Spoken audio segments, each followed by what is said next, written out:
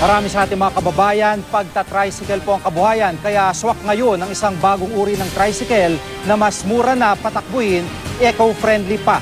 Tungayan ang e-trike sa special report na ito. Sa unang tingin, isipin mo na isang pangkaraniwang tricycle lamang ito. Pero bukod sa ibang disenyo, may cambio itong patras.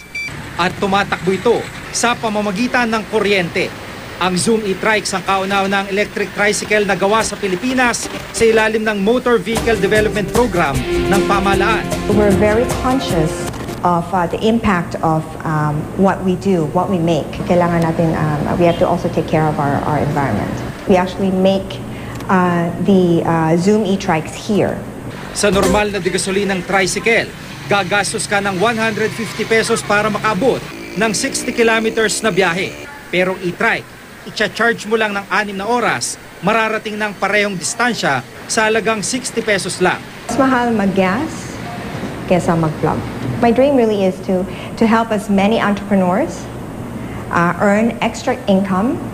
Dahil hindi imported, makukuha lahat dito sa bansa mga pyesa nito at hindi mahirap ipagawa. Kaya makakatipid ka na, sigurado pang hindi masasayang ang inyong binili. May bonus ka pa dahil siguradong makakatulong ka sa pangangalaga sa kalikasan. Kailangan gawa ng Pilipino para sa Pilipino. While you're doing it, you actually help also lessen your carbon footprint.